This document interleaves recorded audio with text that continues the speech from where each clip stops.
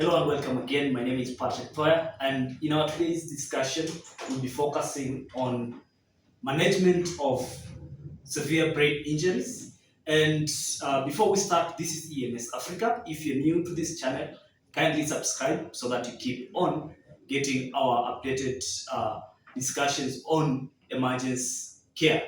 To start with, this is one of the things that we normally respond as paramedics or EMTs. If you know your priorities, then management of this patient will be easy for you. To start with is you need to understand your primary goal when you have this patient. Important thing when you have a patient with severe brain injury is to preempt the development of the secondary brain injury. Remember, in secondary brain injury, this is what mostly kills this patient. The question is, how can you achieve this? Let's look at some key concepts that you need to have when it comes to traumatic brain injuries. One is the issue of hypotension. Statistics reveals that those patients, majority of them, that have been admitted in the emergency department or in the hospital, received with severe hypotension, that the mortality rate of this patient is at 60%. The figure is high, 60%, that is high. And it also reveals that if a patient has hypotension, and we have a combination of hypotension and hypoxia, the situation worsens, the mortality rate increases to 75%.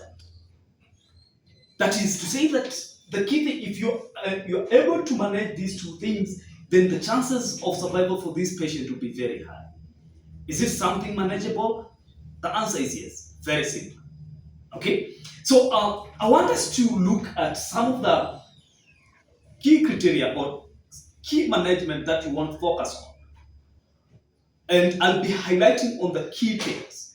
I know we're good at the general management, but now the key things that you're not supposed to miss in each section. And in this, I want us to start with airway and breathing. So, apart from opening the airway, doing the general management, there are key things that you need to know in management. And one of the things that I want us to pair a discussion on is on the issue of intubation. When do you want to intubate? And apart from that, oxygen therapy to this patient, the importance of ensuring that there's good oxygenation. And the last thing is, when are you supposed to hyperventilate? Intubation. So for this patient, any patient with severe brain injury, intubation is only indicated when you have this patient is in a comatose. So you assess severe brain injury or brain injury, they are in a comatose. You are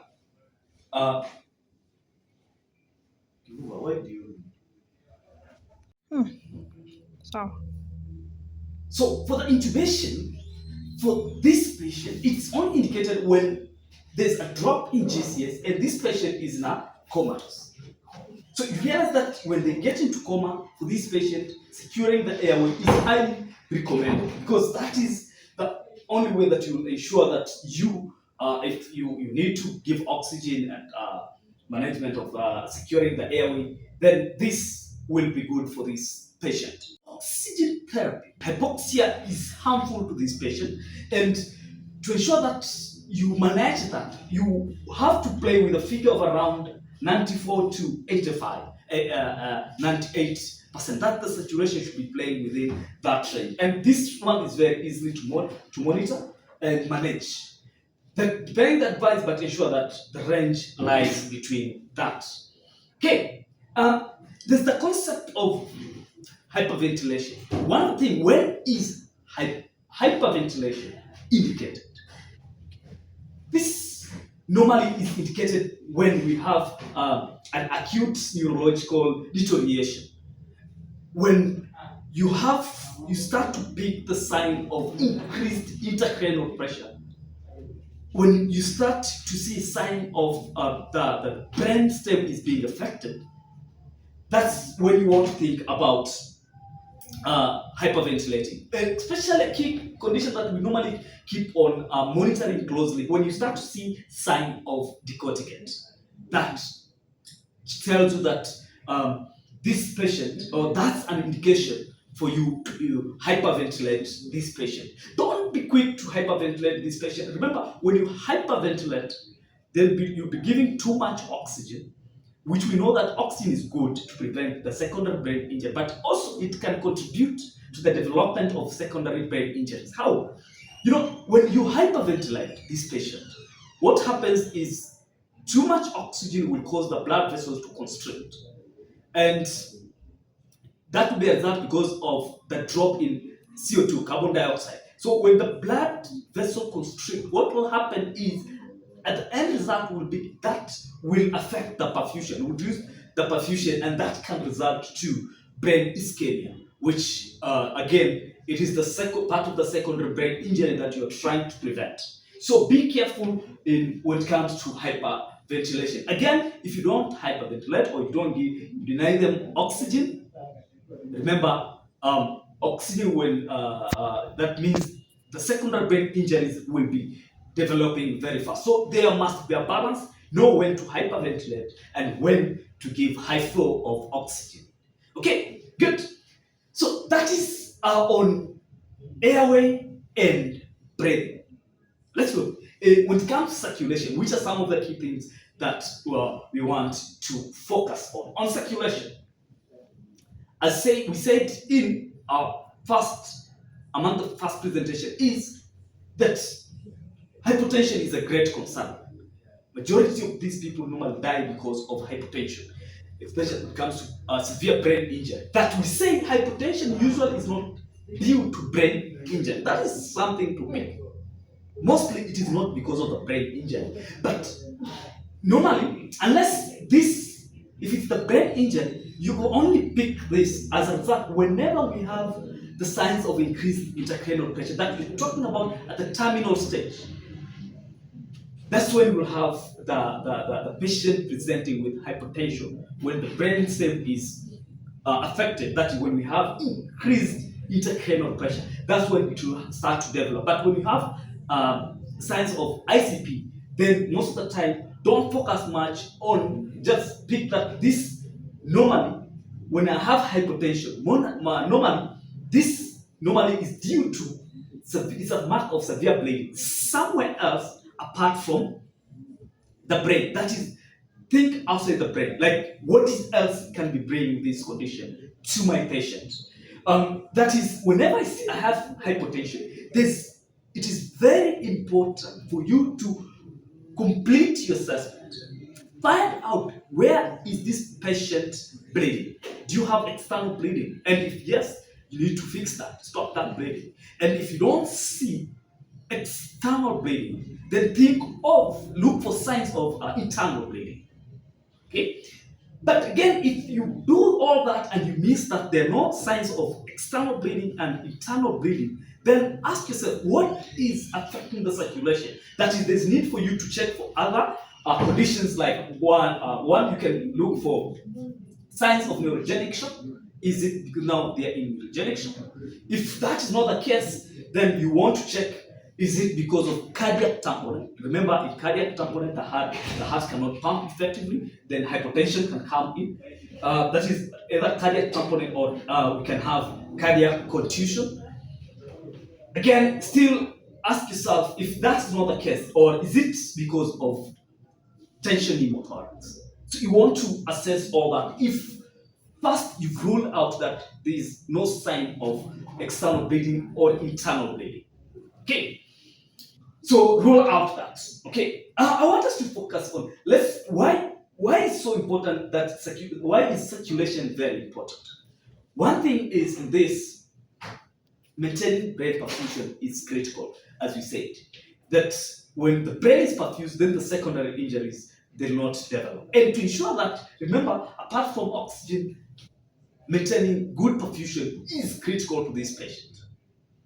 That is, one thing you pick is whenever you have a patient who is unresponsive, GCS dropping, and that is in your first assessment.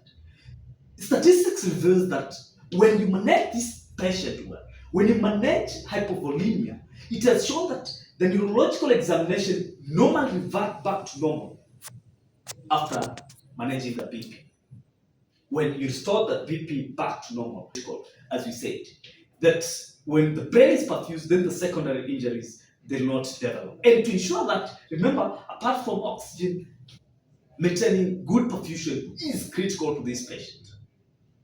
That is, one thing you pick is whenever you have a patient who is unresponsive, GCS dropping, and that is in your first assessment. Statistics reveals that when you manage this patient well, when you manage hypovolemia, it has shown that the neurological examination normally revert back to normal after managing the BP. When you restore the BP back to normal, then you realize that the patient will start to improve. For those of us who have been responding, you've seen this. I found myself in such a situation. It's fair that the key thing is know why your patient is having the secondary brain injury and start to manage that. Then you see, when you manage this, you see improvement. But the question should be, how do I maintain the perfusion? Which are some of the indicators that I'll use to ensure that my patient is well perfused? One of the things that you want to look at is maintaining a good pulse pressure. When there's good pulse pressure, then of course the brain is perfused. That is, when a patient has brain injury, as you're working, ensure that the pressure is good to perfuse the brain. And which are some of the things? What will you do for you to ensure that this pulse pressure is enough for you to perfuse this patient? One of the key things, always, the PHTLS guideline recommends you to maintain a systolic blood pressure of around 110.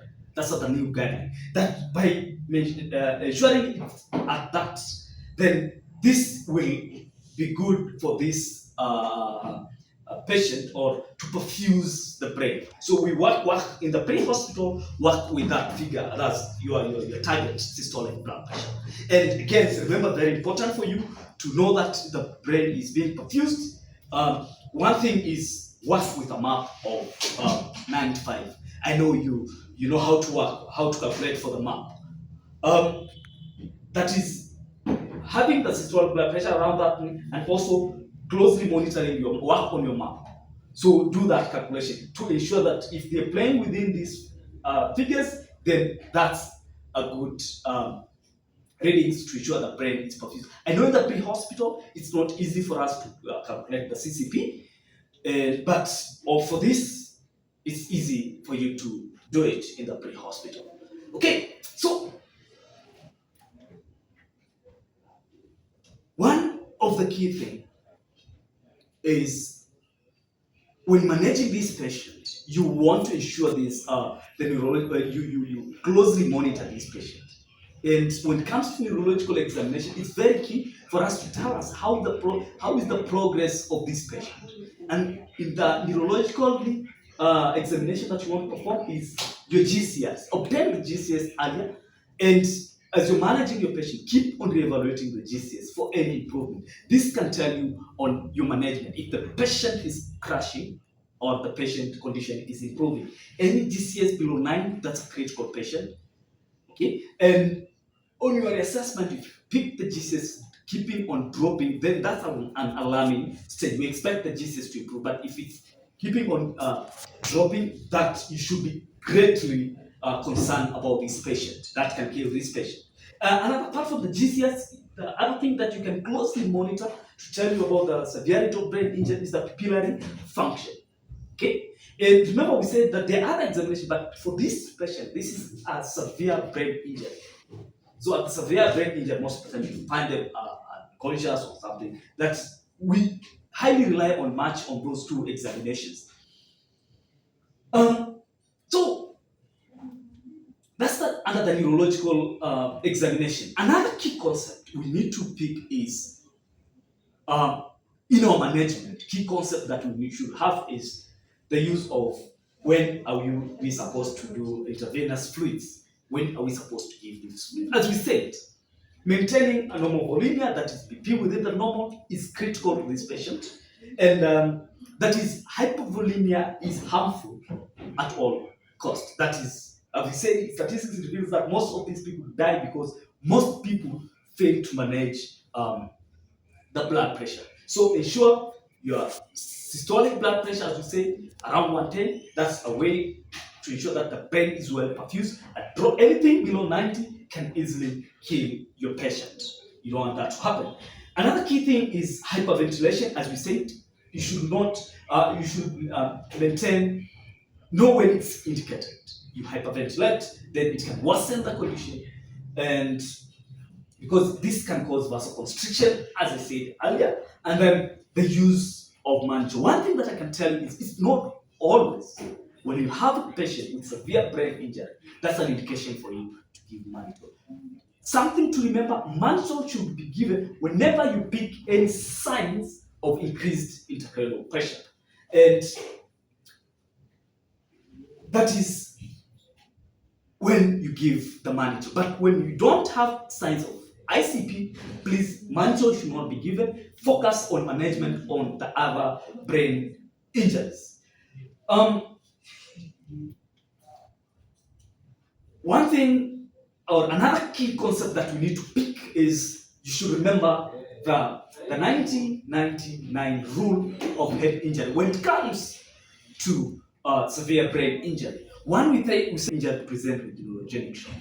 But a patient with brain injury, when they're having hypovolemic shock, then it's going to worsen the situation. You realize that you mistake them, the management, if you manage the way you're supposed to manage neurogenic shock and it's hypovolemic shock, you're going to worsen the situation. There's a need for you to clearly distinguish the two. And how can you distinguish the two in the pre-hospital?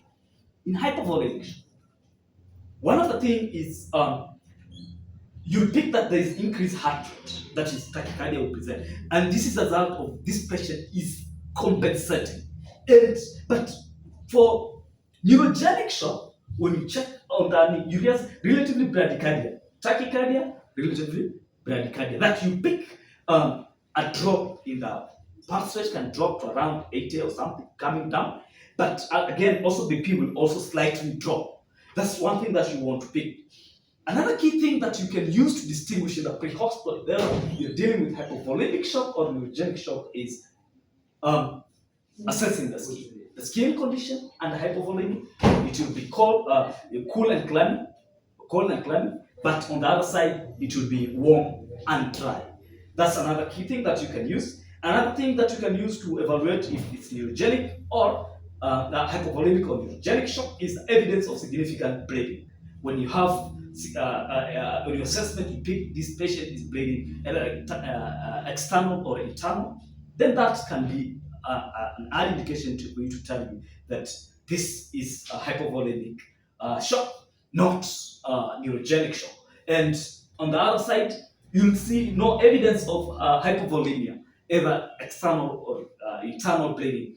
That patient is presenting with signs of shock that clearly should tell you that that's neurogenic. The thing is that any systolic blood pressure that will drop below 90, then this will double his or her chances of death in either in the field or in the hospital.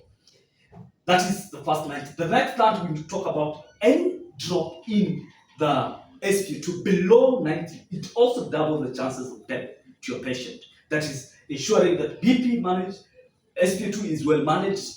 And again, the other thing that you need to have in mind is any drop in GCS below 9, that doubles the chances of death to this patient. And lastly, we say, in your assessment, if you pick that the GCS is dropping by 2, anytime you reassess there's a drop by 2, that also doubles the mortality rate of the patient. That is, as you're managing, have that in mind as a rule. Don't forget that rule.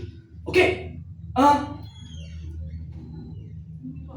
One of the thing that we said is we've been talking about hypovolemia, and there's a time that I mentioned in neurogenic shock. These two things is very important for you to know how to distinguish them, because we expect a patient with brain injury to present with neurogenic shock, but a patient with brain injury, when they're having hypovolemic shock, then it's going to worsen the situation.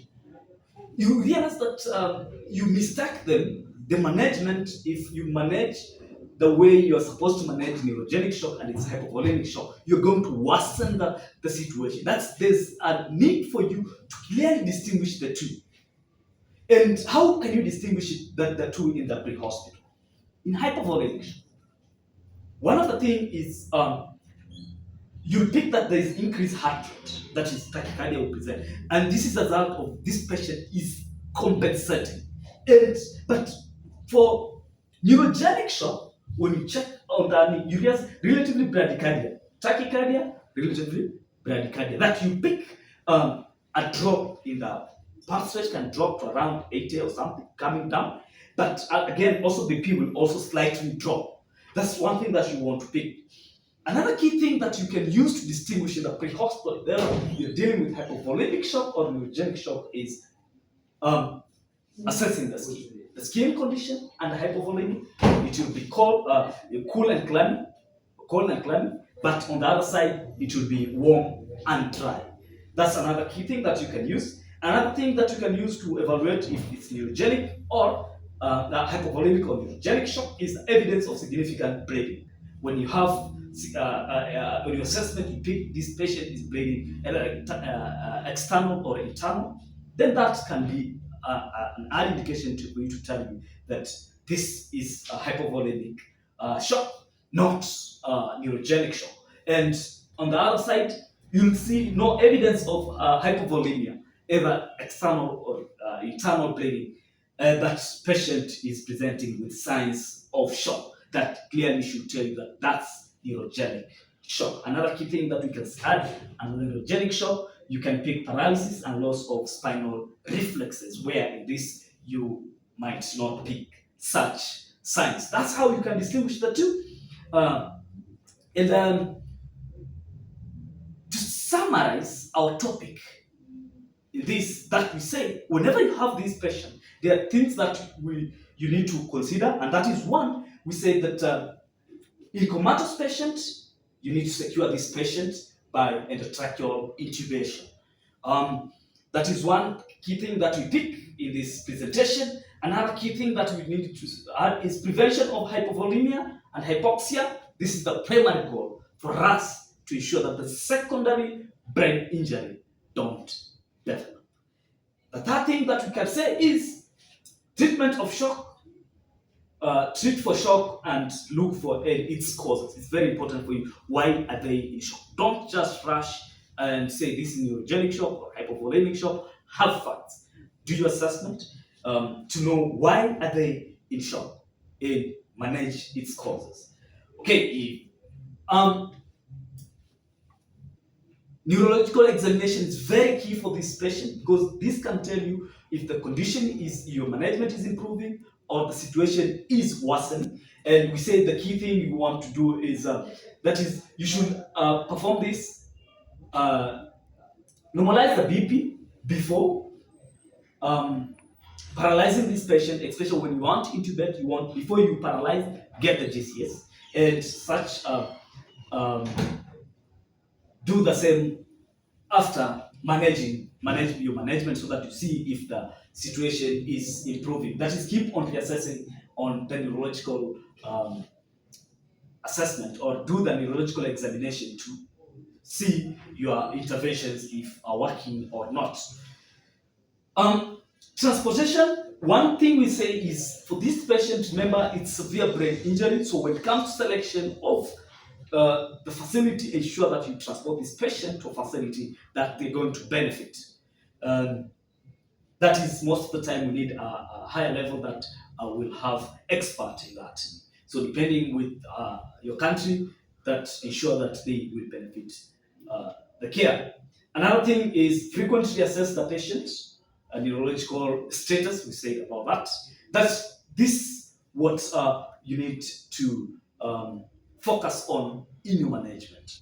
Okay, so up to that, what I can say is thank you for watching, and um, if you're new to this channel, kindly subscribe and let's grow together. Thank you very much, and I hope to see you in my next video. Please, if you've not subscribed, do so.